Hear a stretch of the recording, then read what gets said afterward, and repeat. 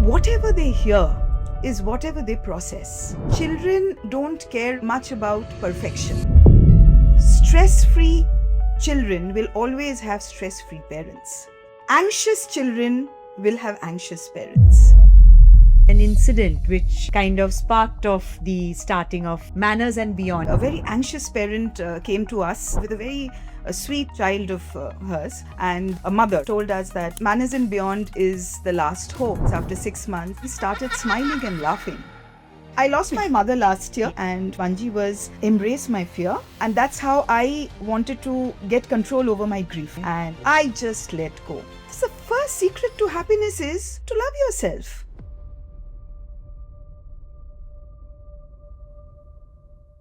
We talk about the professionals, their unheard stories, and some hidden aspects of their life, and also the human side of their profession. So today I have with me a woman entrepreneur and a very, very interesting human being. I have with me Debbolina Dutta.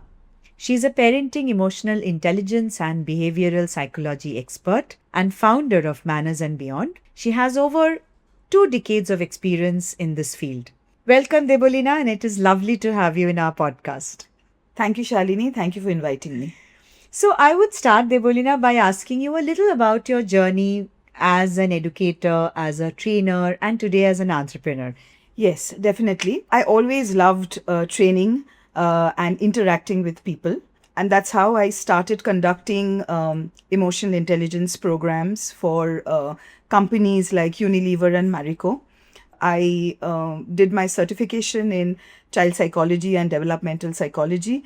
And that's when I realized the need of conducting emotional intelligence programs for not only for children, but also for adults. India does not have a school for social emotional learning. And that's how Manners and Beyond and M&B Next were formed 14 years ago. Yes. Wonderful. So tell me this whole thing about emotional intelligence. How does one learn and unlearn? Yes. So first, one has to unlearn. Right. And then learn. And then relearn. Mm-hmm. So that's how it happens. So first is the belief system. When a child is a toddler, till they are 6 or 7 for that matter, they don't have a judgmental power. Yeah. So they don't know what is right and what is wrong. So whatever they are taught, they believe that. As they grow up, during their preteens, they learn about judgment. They learn what is right and what is wrong. So I always say that the toddler period is very, very important. Mm-hmm. Whatever you teach them, they absorb it like a sponge because children have an absorbent mind. So stress-free children will always have stress-free parents. Anxious children will have anxious parents. All right. Okay. So what parents teach, the way they connect with their children, the way they are aware or the way they are present shapes a child's future. I would like to talk about the American psychologist Carol Dweck, who actually came up with the mindset program in Stanford University. And she did a research on children, and she spoke about fixed mindset and growth mindset. So children are not born with a particular intelligence. They can develop that intelligence. And we as parents and also caregivers can primarily be important in doing that, in contributing to that. That's interesting. So when a mother tells a child, that's the voice they hear. So whatever they hear is whatever they process. And that shapes their future eventually. So I wanted to ask you another question regarding your, enterprise, Manners and Beyond. So has there been some kind of a defining moment or, has there been an incident which kind of sparked off the starting of Manners and Beyond? I remember a very distinct incident that I would like to share here with the audience. So a very anxious parent came to us with a very sweet child of hers, and a mother rather, and told us that Manners and Beyond is the last hope. We found out that he has borderline ADHD, and he's a very, very anxious child. So we created a curriculum around the child, Oh, okay. involving other children, of course. And we had various methodologies like pretend play, drama, metaphors, stories, games, and so on. And we started working with the child in that way. And over a 6-month period, we noticed that he had become calm, his less anxious, started connecting with his own emotions, started displaying positive behavior, and most importantly, started smiling and laughing loudly, nice. for that matter, laughing loudly. And when the mother came back to us after 6 months, she was so happy. She was ecstatic. And she said that, for us, Manners and Beyond is my child's God. So these kind of moments, help us believe in ourselves that yes, we are on the right path. That is what we, as in our entire endeavor in this podcast, is to kind of bring out what are these human connections and Right. what are the elements of the human behavior.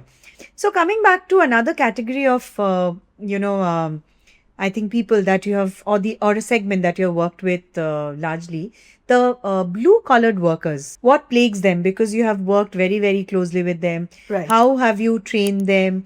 How do they find themselves, relevant to the organization? Shalini, this started in the year 2020. During COVID? During COVID, Okay. yes. And I had just finished a program, 7 back-to-back programs with Tata Neu. Okay. And that's when I got a call from this company called Jaffa. Okay. So Jaffa is a Malaysian-based company, and all the blue collars there are butchers. Oh, okay.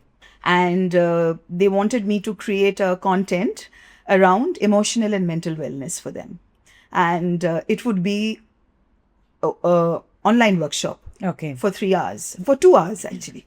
And I did a lot of research on the butchers and found out about them, and we created a lovely content. And 2 hours had passed doing sessions with them. Just when we were about to end, we had 50 butchers Okay. with us online. All the butchers had only one thing to say: we are not going to end the program. We will not let you end the program. We want more. And that is where we realized that this is the need of the hour. Okay. Then there was no looking back. Companies started getting in touch with us, for blue collars, because till now, we don't have a proper training program happening for blue collars across India. At the end of the day, when I walk out of the training program after 7 hours, it gives me a high, because I've touched so many lives in so many different ways.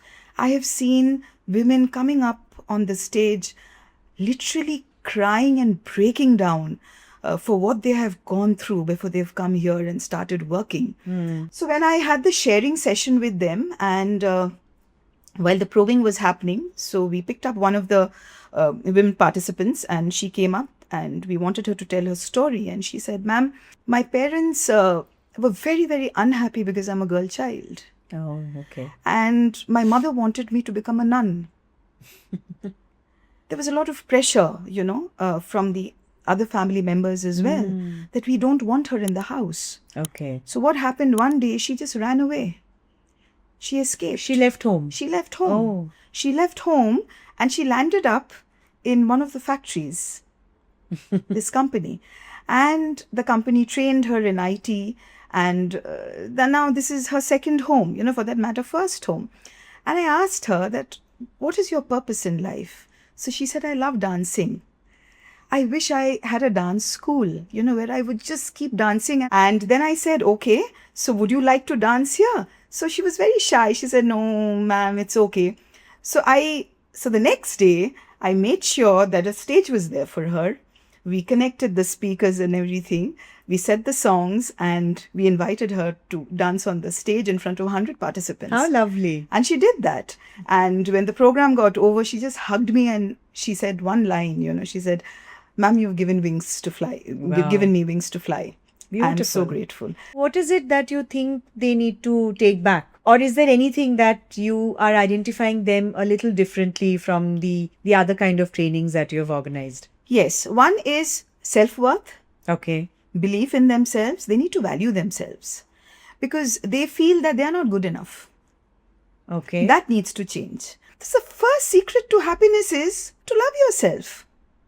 If you love Absolutely. yourself, if you Absolutely. value yourself, if you have faith in yourself, Yeah. you will automatically find happiness. True, You don't have true. to really search for it. What are your thoughts about, nurturing the life skills in a child today? I would urge parents to just be present for them, to talk to them about these topics, how important mental health is, how important facing fear is, and how important it is not to give up. You've also done the bungee jumping, I have if done I'm not bungee, mistaken. yes, So how yes. was the experience? It was wonderful. So I did the world's highest natural bungee Okay. in Nepal, and the height was 800 feet. And that's how, Shalini, I lost my mother last year. Yes, I know. On 28th of Yes. April. And after that, in the month of June in 2025, I went to Nepal on a holiday with my family. And for me, bungee was, I need to embrace my fear. And that's how I wanted to get control over my grief. My husband Abik was kind of cheering me, go for it, go for it. That. So there was a lot of pressure building up as well. Great. I think the last part and the most interesting part, according to me, is this rapid fire. Okay. So the first question is one life skill or a value that every child must learn early. Making their bed. A behavior adults should unlearn. Stop preaching your children what you think is right. Because you've been told? Because you've been told Okay. that this is right. So stop preaching because you're a preaching. mother or, Okay. or you're a father and you think you're right. A book or a story that shaped your thinking. Not shaped my thinking, but I'm a very spiritual person and I believe in afterlife. So Journey of Souls by Dr. Newton is something yes. that I really loved Okay. reading, yes. Favorite part of being an educator or a coach? Oh, you touch so many lives. And I've touched so many lives. So we had a wonderful chat, Debbolina, and thank you so much for sharing so authentically, from your life and the lives that you have touched. I think that is what we wanted to really bring out for all the guests and the experts who come to this podcast. We try and bring out the human side of them because we often feel that how is this person behind the scenes? How is this person? What is the person actually all about behind the scenes? So I think that's our effort and you've contributed beautifully with your answers. Thank you so much. And from all of us here, wish you all the best. Thank you so much, Shalini. Thank you for inviting me. We had Thank a lovely you. chat.